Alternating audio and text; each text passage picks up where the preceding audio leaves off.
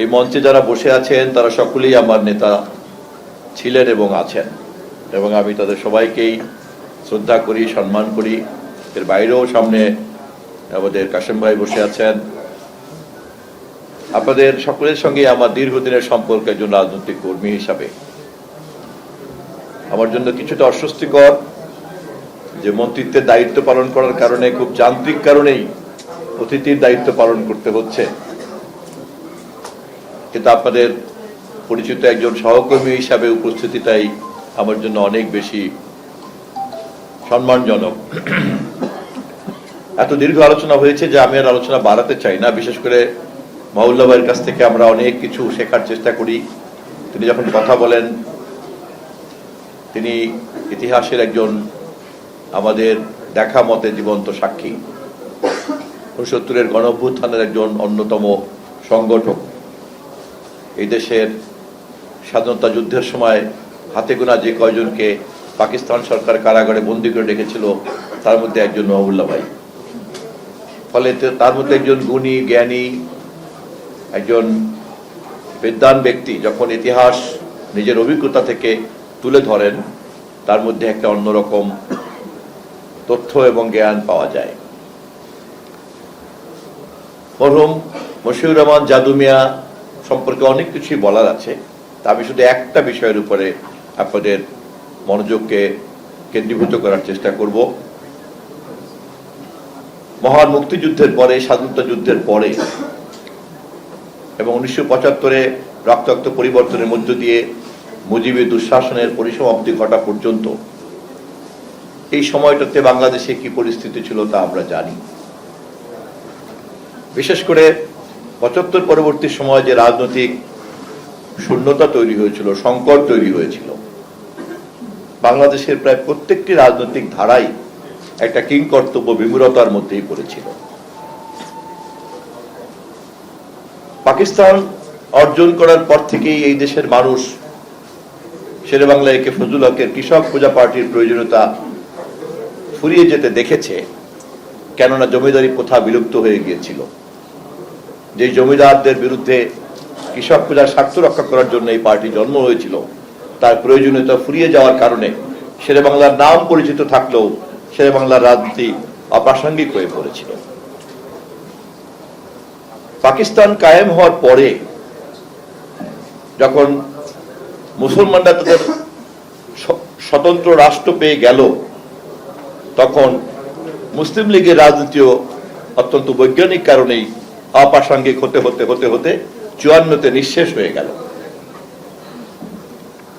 ৭১-এর স্বাধীনতা যুদ্ধে জামায়াত ইসলামের মতো রাজনৈতিক দল পবিত্র ইসলাম এবং কোরআনের নামে যে সংগঠিত একটা দর্শন এবং ইসলামের সংমিশ্রণ তৈরি করেছিল, স্বাধীনতা যুদ্ধের তাদের যুদ্ধবিরোধী ভূমিকা, দেশবিরোধী ভূমিকা, জাতি বিরোধী ভূমিকার কারণে স্বাধীন বাংলাদেশে তারা দীর্ঘদিন নিষিদ্ধ থাকতে বাধ্য ছিল।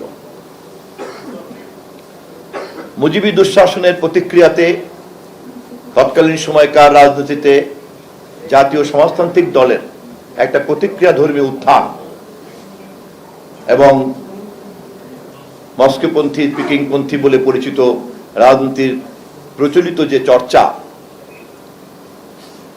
মুজিবী দুঃশাসন এবং তার মৃত্যুর মধ্য দিয়ে একটা তাৎক্ষণিক রাজনৈতিক যে সংকট তৈরি করেছিল, সেই সংকটের কোনো সমাধান ওই মুহূর্তে কারো হাতের কাছে ছিল না। জাদুভাই সম্পর্কে কথা বলতে দাঁড়ালেই শহীদ রাষ্ট্রপতি জিয়াউর রহমানকে না সামনে আনলে জাদুভাই সম্পর্কে আলোচনা পূর্ণাঙ্গভাবে করা যায় না। কেননা শহীদ রাষ্ট্রপতি জিয়াউর রহমানের রাষ্ট্র ক্ষমতায় আগমন এবং উর্দিকে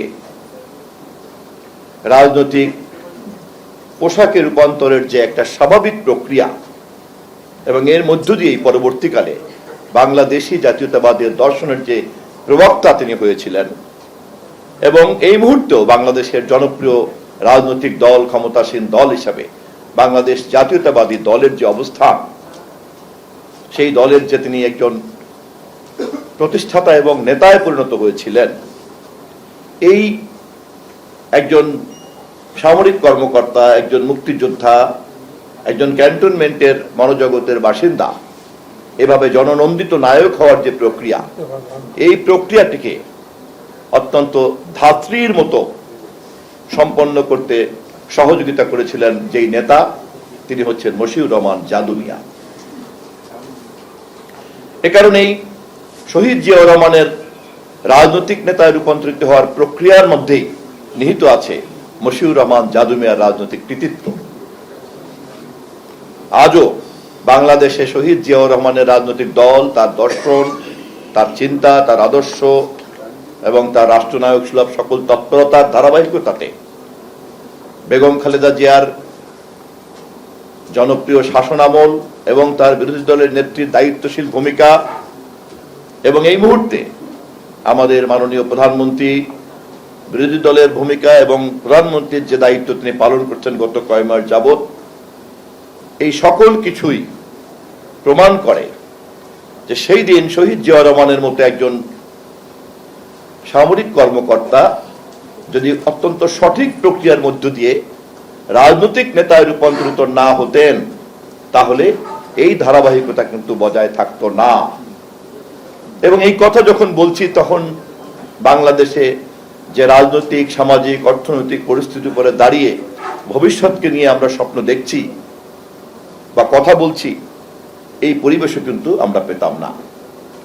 ফলে জিয়াউর রহমানের এই সার্থকতা এবং জিয়াউর রহমানের এই রাজনৈতিক দার্শনিকে রূপান্তরিত হওয়া, জিয়াউর রহমানের এই রাজনৈতিক দল হিসেবে বিএনপিকে জন্ম দেয়া এবং তার ধারাবাহিকতাতে দেশনেত্রী বেগম খালেদা জিয়া এবং পরবর্তীতে এই মুহূর্তে দেশনায়ক তারেক রহমানের হাতে নির্বাচিত সরকার জনগণের সেবা দিতে পারা, এই সকল প্রক্রিয়ারই সূত্রপাত করেছিলেন, রূপান্তরের এই প্রক্রিয়ার প্রধান কারিগর ছিলেন মশিউর রহমান জাদু মিয়া।